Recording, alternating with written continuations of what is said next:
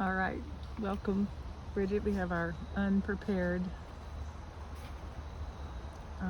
time together. I'm going to share with you a quote and then a visual, and then I might repeat the quote again for you afterwards. So the quote that I would love to hear your thoughts and truth about is that what boys hear and feel from their mothers about men and maleness makes them the man they will become. So the visual is a little boy standing in front of his mother. She's in a chair in front of him, and he's got donkey ears. It's a cartoon, and he's got a donkey tail. And the mother is saying to him, "Your father is a jackass." Wow. So what boys hear and feel from their mothers about men and maleness makes them into the man they will become. Right. Whatever comes to you is appropriate. So you want me to speak from the place of she's saying that, or Whatever just me, comes whatever to comes you. to my mind? Yeah. How did it stimulate you?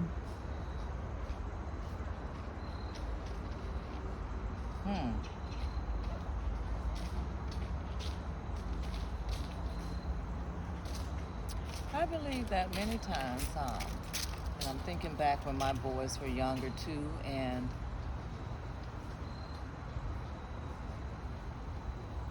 them identifying with their dad being a male as well, and if I'm saying certain things about him, maybe they're taking it on as, themselves and trying to say, okay, I don't want to be like that, so I won't hurt mom or something like that.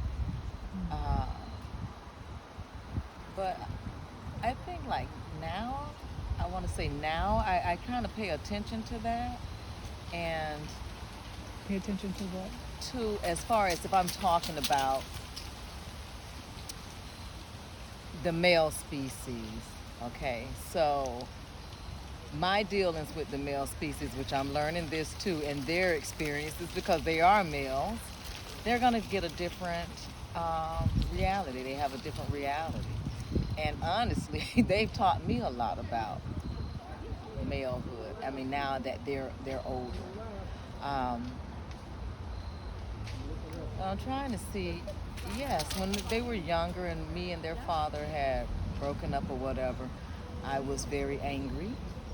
And I think I came to a place, though, I didn't want to even talk about him because it was just too much, and I felt like if I would have said something, it was not going to be anything good. And when they had experiences with him that made them angry, I would speak on that, like, don't bother with him, don't, you know how he is, and da-da-da-da-da. And I felt like in many instances, I was speaking from my brokenness, my broken heart, from what me and their father had gone through. But new perspectives have come in for me now, but I still have some things that I'm wondering about and thinking about.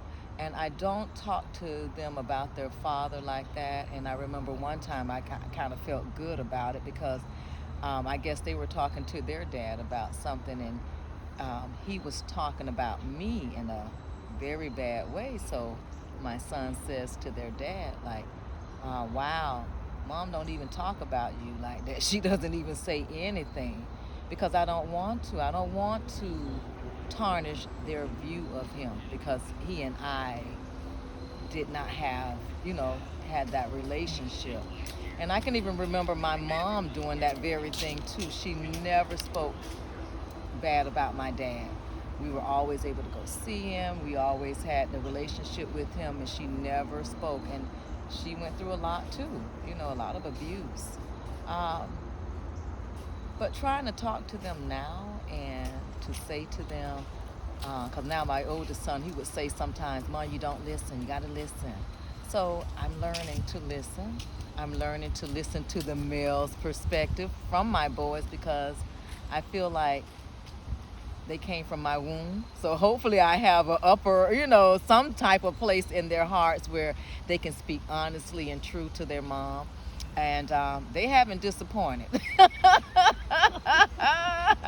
They haven't disappointed because now my oldest son, granted, he's going through his life. He's blossoming. He's learning his way. He has some things that I don't feel like he's come to grips with, so he can't speak his truth because he's trying to find that. But my youngest son, he knows who he is. He knows what he wants. He knows what he doesn't want. And he speaks very clearly, of what it is that he wants and doesn't want. So he teaches me a lot. So we can sit down and talk about anything from just relations or jobs, even sex, So, moms and sons with sex, you can't. But I can with them, and especially my youngest one. We're just so open. It's so funny, but I love it. But So when you think about that quote, what they hear and feel from you, to say when they were growing up, whatever your reflections of that time might be. But when they were growing up, when they were younger, let's say. Okay, so when me and their dad was together,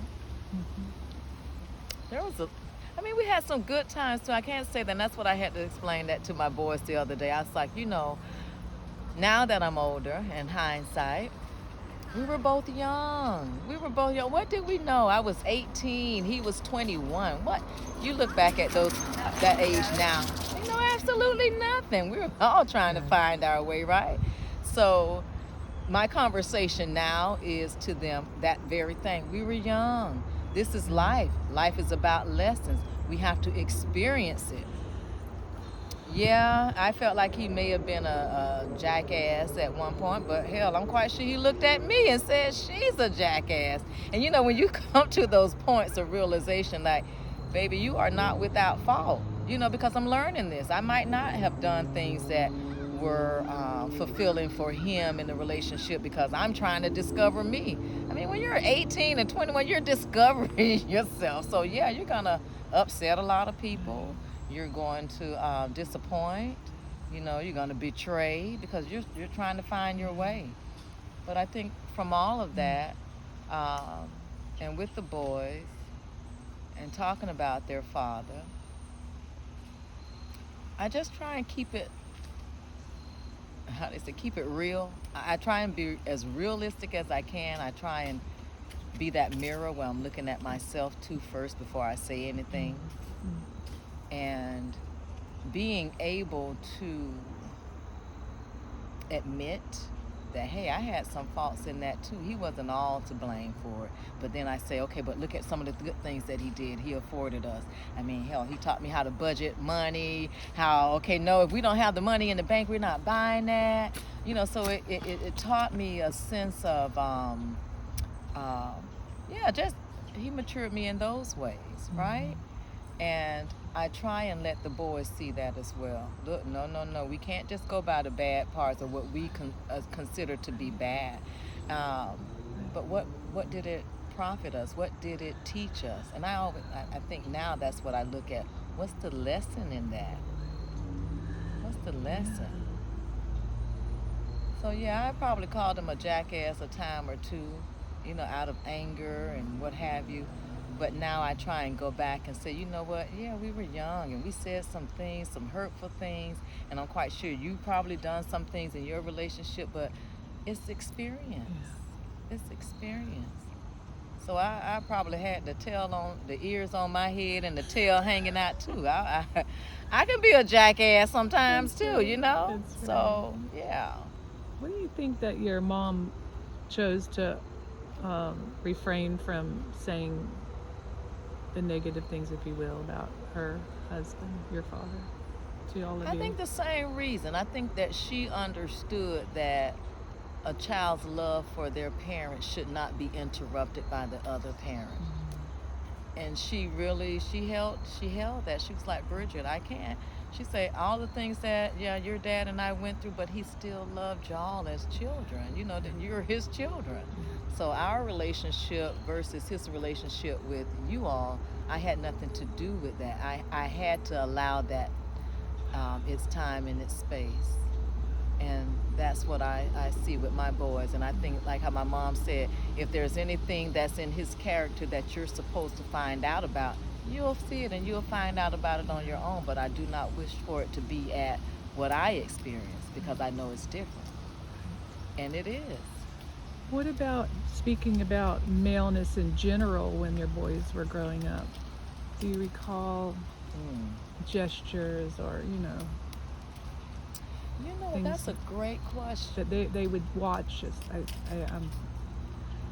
I'm of the mind they're watching us for cues about what's acceptable. We even if we don't say a word. When you look back, just a general idea about men and maleness. You know what? I don't even really think I spoke to them on that enough. I don't even think I ever spoke to them, because I always left that up to their dad. I left it up to their dad. And honestly, I thought about that one day. I was like, what in the world did I impart to them when they were younger to teach them, no, women don't think like that, or I don't even think.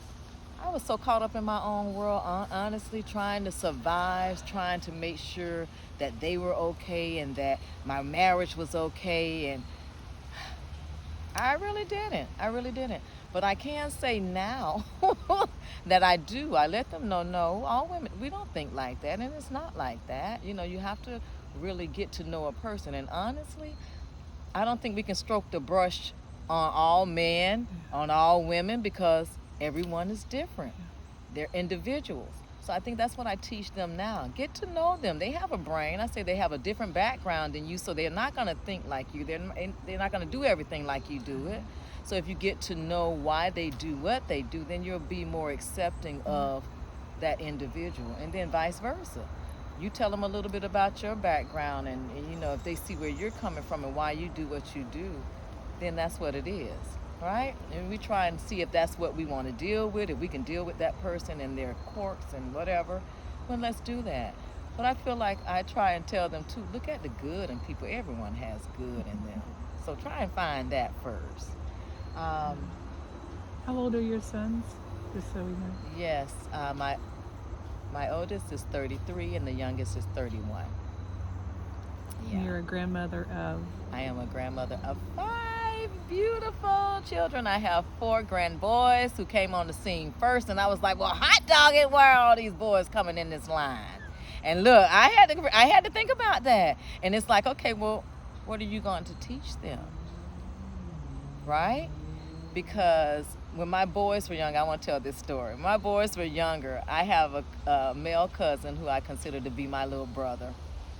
And he took them to the mall one time, right? He's always taking them out, just seeing about them, right? So he's another male that was very influential in their life. So I asked him, I said, well, what did you all do with your cousin? And they were like, oh, we went to the mall, and they went to the food court, and he sat them down, and they were women watching, or girl watching, because he's letting them see the girls of their age or whatever. And he's teaching them, in my words, he's teaching them how to hunt. And I started saying to myself, wow. But you know what? This is something that men do. They would take their young boys out, and I'm learning this because that's what all the males have done now that I'm finding out in our family. They would take them and do things like this, because where did my cousin get that from? He saw within himself to take my boys and sit them out and basically, all right, see this one right here. Look at how she's walking. Look at how she's holding herself, how her head is down. Vulnerable. Easy target.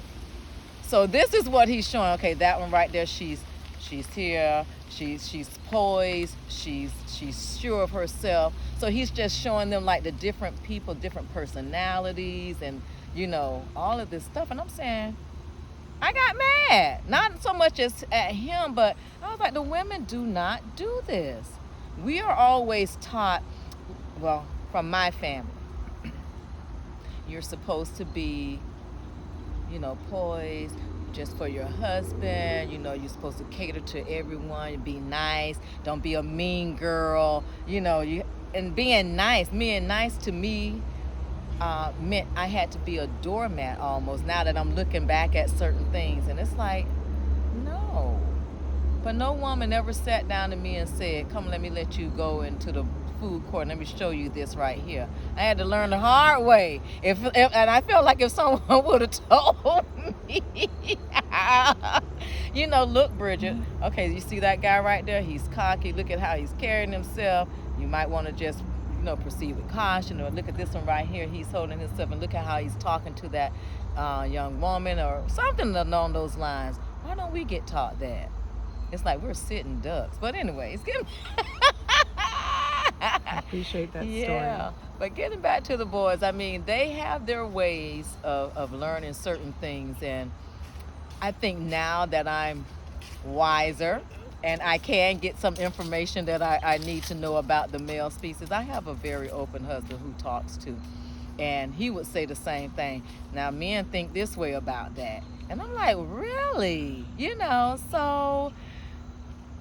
Life is something. I mean, did I teach them everything? No, because I felt like, okay, I was in this marriage and being brought up in the religion that I'm in. We were taught, okay, the man take care of the boys or whatever, and girls take care of the, women take care of the girls, teach them, the women, the things of what the woman's supposed to do, and the men teach.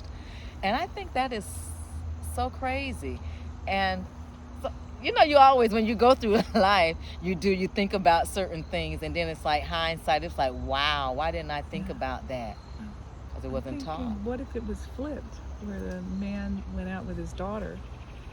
Hello. And the mother went out with her son. Oh my God. Now see, that's where, okay, so let's piggyback on that, right? Because I think that's the way it should go. I thought about the story of Moses and his mom, when she put him in the water, and then when she saw the queen draw him out of the water, and she made it her place to go and say, hey, I can nurture him, I can graze him, I have milk or whatever. And she told him about their people. Because that's why Moses knew who he was, and that's why he got upset, right? Because she was teaching him. And I thought to myself, I had all this time. I nursed both of my boys, and that was such a beautiful experience. I think every mother needs to nurse their child, because they develop a bond. And I think that alone connected me and my boys at a whole nother level than me just feeding them a bottle. And not saying that that's anything wrong with that, but if you have the ability to breastfeed. But anyways, I think that's where we really got our closeness. And they basically want to make sure that they're protecting me. I don't care what the rules are for the men or whatever. They want to make sure mama's good, But I think that would be a great thing, that the women take and see, we weren't taught that. Or I wasn't in my realm, right, in my life. But I think that's really good that, let me go ahead and take you and let me show you something. And now I'm able to do that because I'm aware of it. But that's excellent. And then I had friends like my friend Deanna, who just recently passed. Her husband, they only have girls, but her husband talks to the girls all the time about, from when they were younger and getting ready to start dating and stuff. He was always making them aware of what the male species is like and what to expect on certain things, what to look for. And I think that's good on just people, period. Personalities, what you're going to encounter sometimes, and how we are, to possibly handle it, because, you don't know how you're going to handle it until you get to that experience, right? So, yeah. Thank you so much. Thanks for being here, Bridget. You're so very welcome.